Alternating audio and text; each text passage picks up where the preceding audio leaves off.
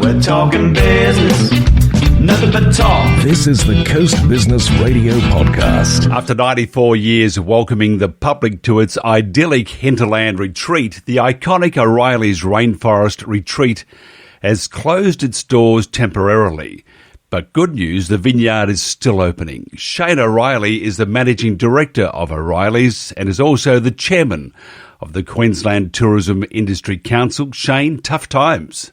Oh, Mike, it is, but as we have all been told, we've just got to survive it and get through it, I suppose, and where possible, keep our staff busy doing a bit of maintenance and cleaning, and hopefully we get out the other end.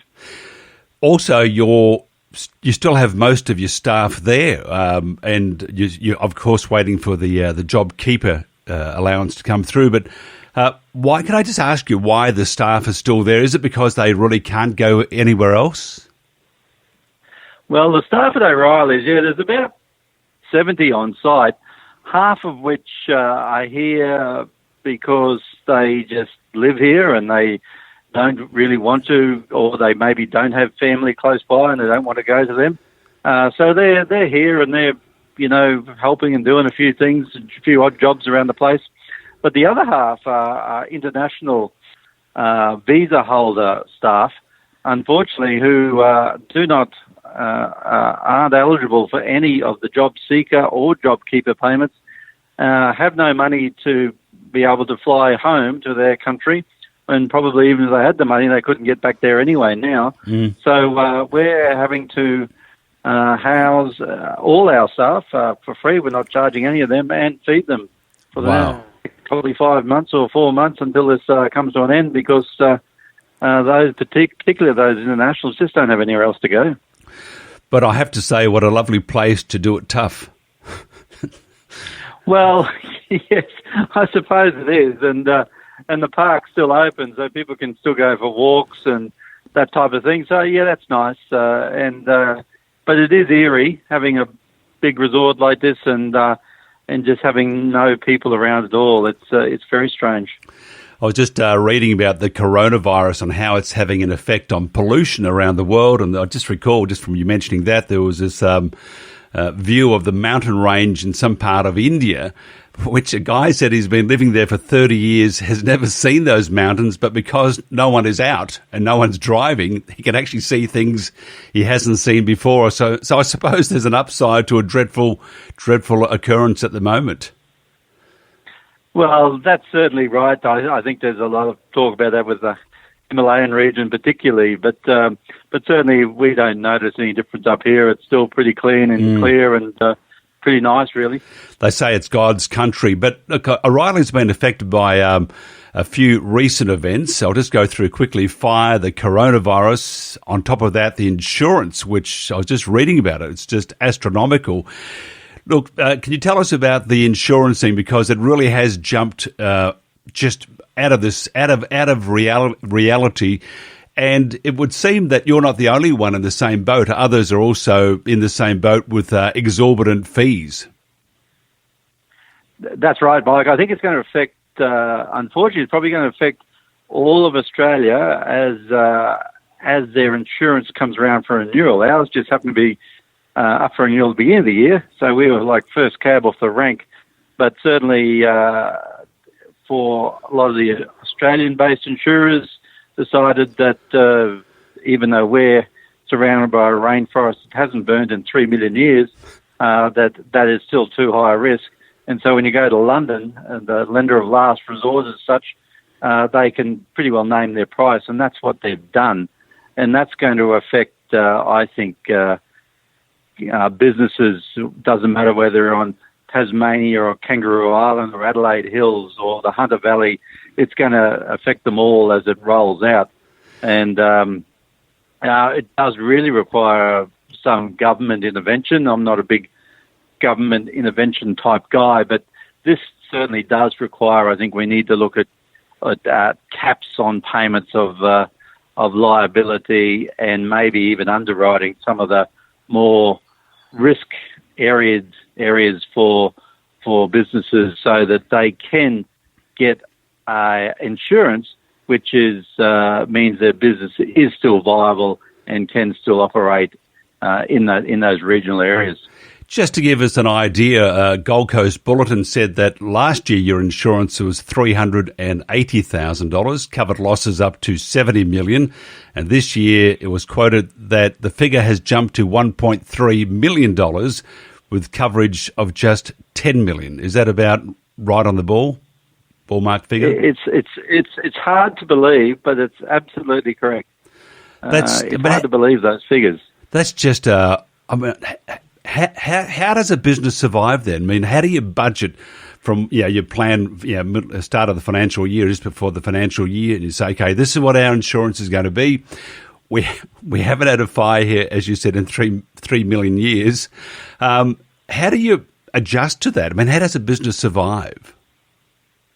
Well, it's very challenging. Very challenging. You've got to look at all your costs, and I suppose money you'd normally put into capital and maintenance, and maybe even the number of staff you have. Frankly, that's all got to be heavily reviewed and find ways to fund it, which is obviously needs your great support of your bank.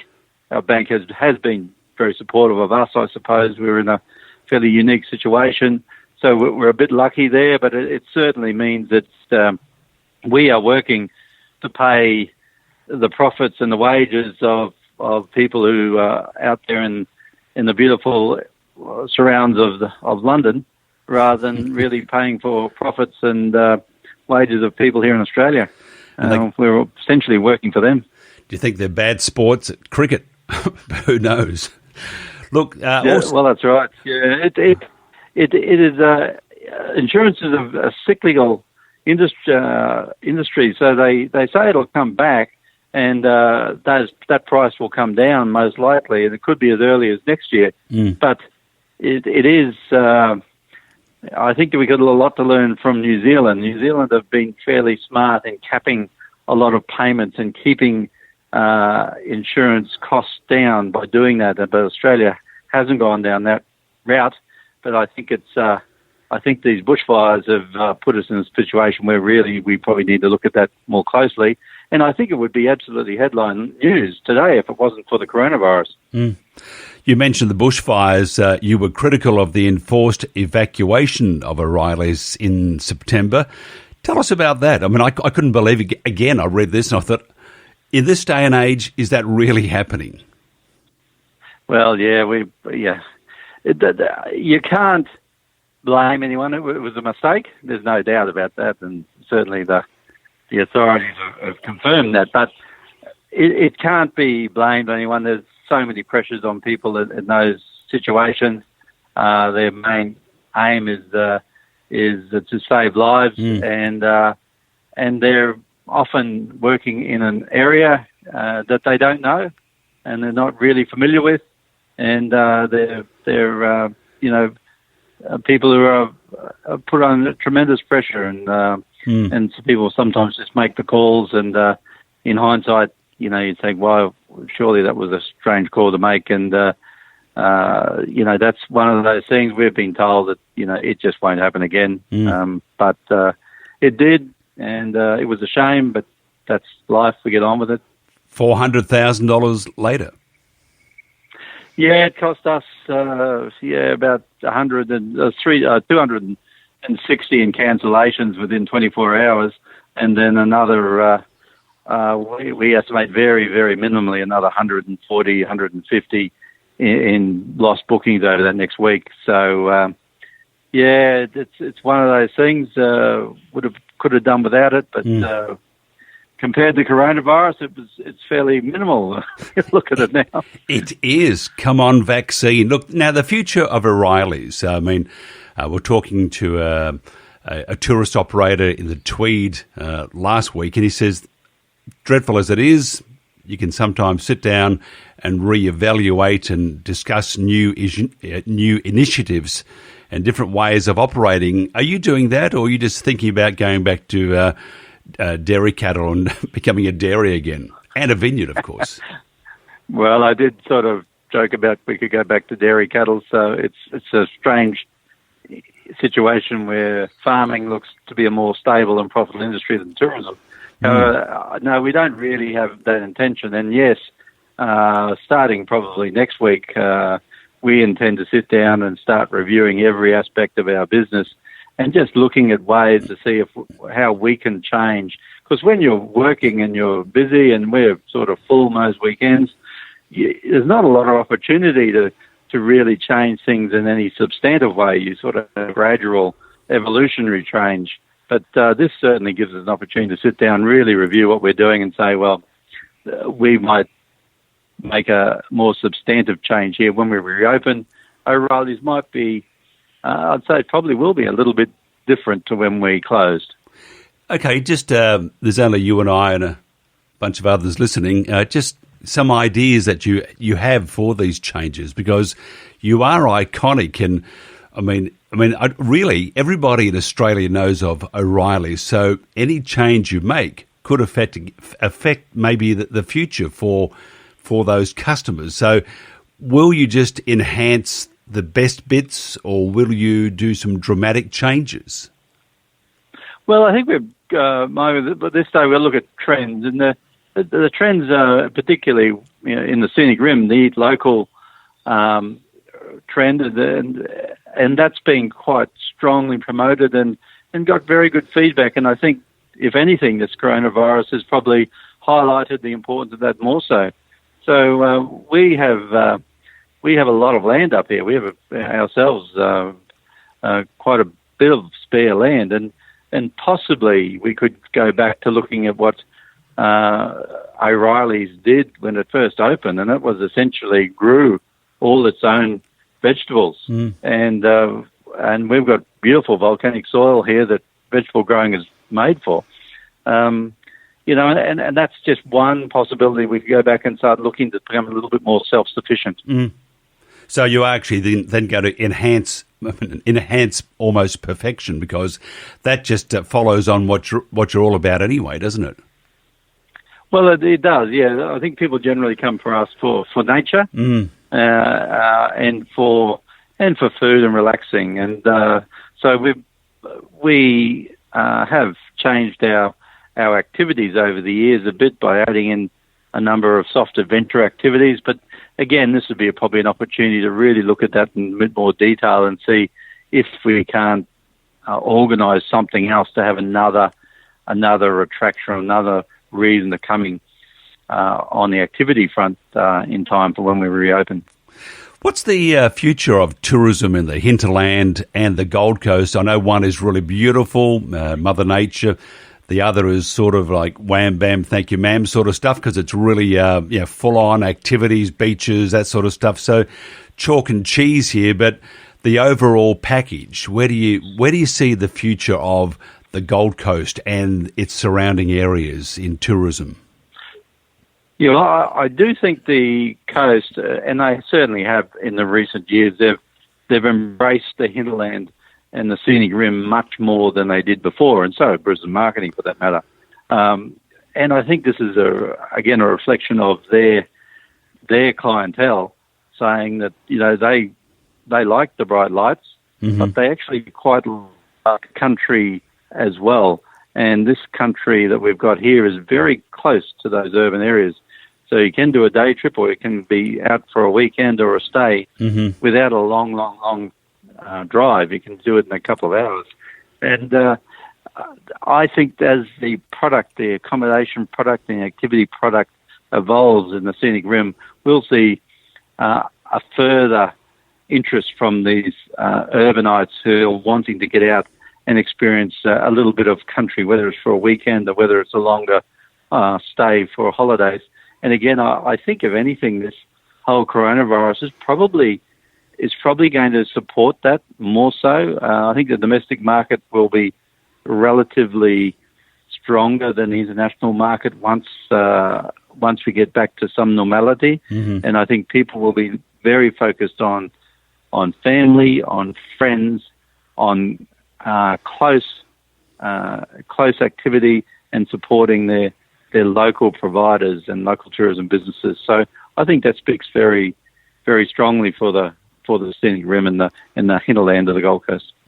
Can we safeguard against future tourism slumps, or is that a little bit too hard? It will be interesting because I see the International Monetary Fund this morning is saying we're looking at the deepest recession since the 1930s coming towards the world. And does that mean that people won't have the money to holiday? I'm sure that's going to be a challenge for people once it starts again. However, it's up to us as a business, I suppose. The product is still attractive on a value front for people to holiday with. The international market will be, I think, those people who really just focus on the international market.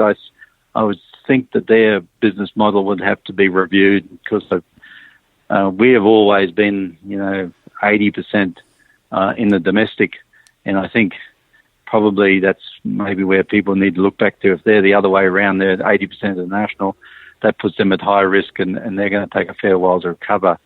I would imagine they would need to relook at what they do and what they charge and how they position it so that the domestic market hopefully is more attractive to their product in future. What are the most important issues for tourism operators? Government promotion is important, but what can the individual operators do? Well, that's by accessing government, you mean? Yes, I mean, for example, the Queensland government, the federal government, local government, they promote this tourist destination.